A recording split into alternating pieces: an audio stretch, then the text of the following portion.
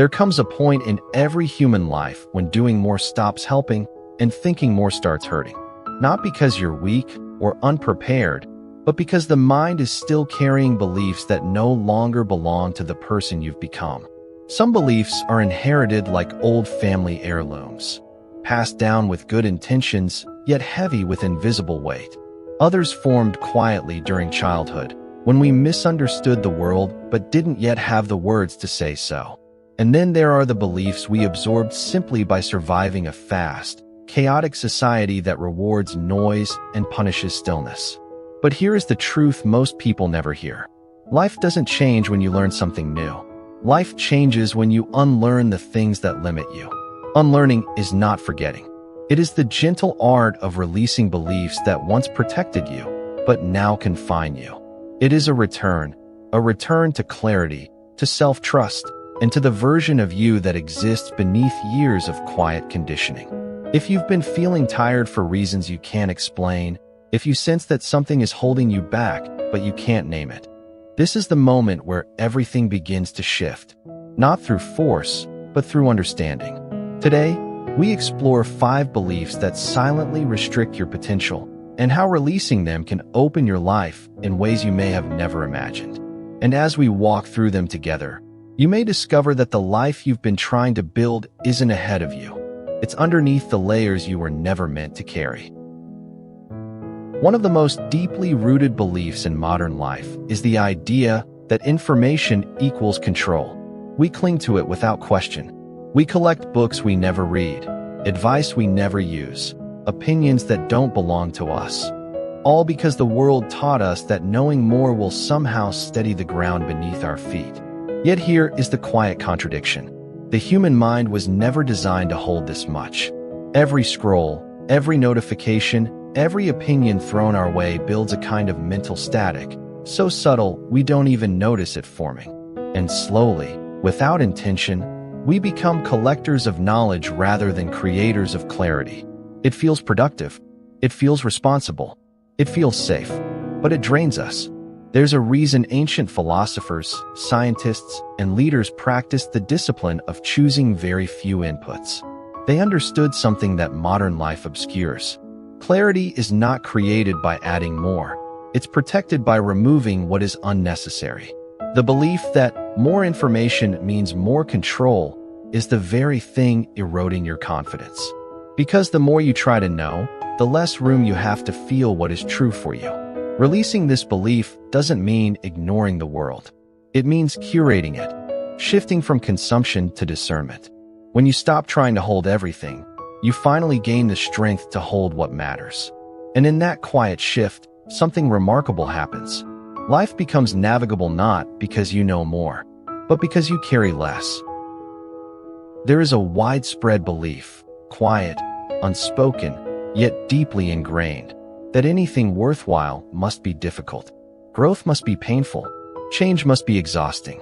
And if it feels gentle or calm or effortless, then it must not be real progress. But here's the surprising truth. This belief comes from survival, not wisdom.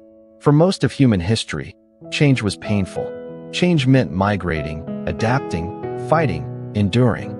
And the nervous system still carries that ancient memory. So even when you try to improve your life today, reading more, exercising, creating new habits, your mind subconsciously prepares for hardship, even when hardship is not required. This belief quietly sabotages us.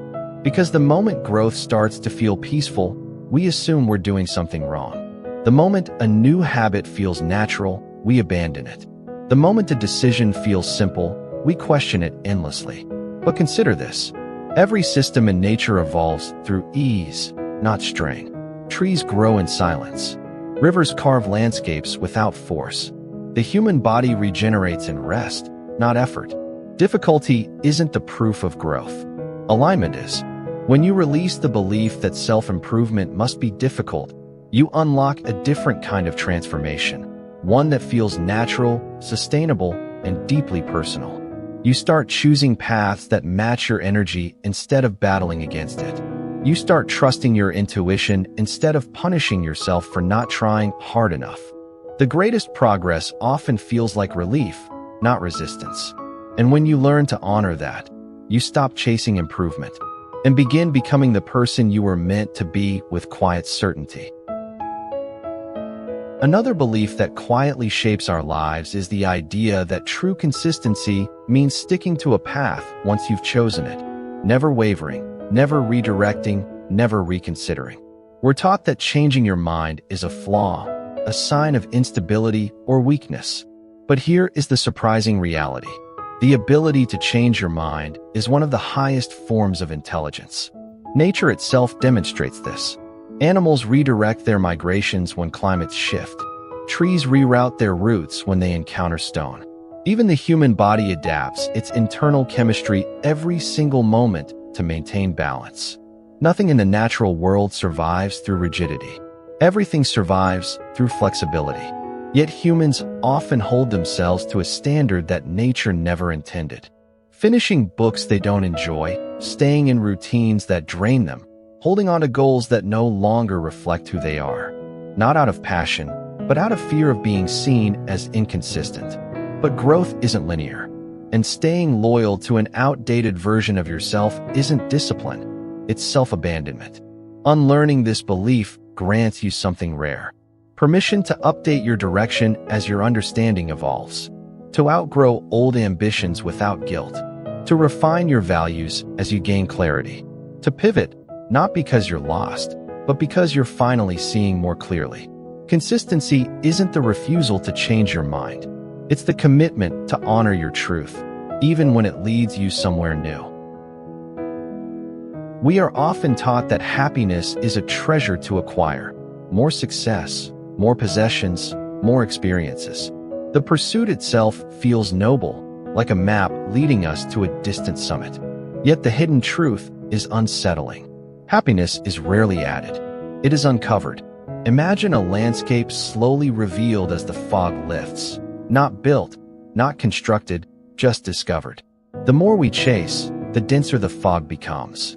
Every new purchase, every new goal, every new social validation can obscure the very peace we seek. Extreme minimalists understood this instinctively. They found that joy grows not from accumulation, but from subtraction. From letting go of beliefs that tell us we are incomplete, from discarding expectations that life must be grand to be meaningful. The surprising insight here is that the pursuit of more often buries what is already within reach. True contentment exists in the quiet spaces we create when we release the noise, when we question the inherited story of wanting. Unlearning this belief allows a startling shift. We begin to notice that life has been generous all along, not because of what we've gathered, but because of what we've finally let go.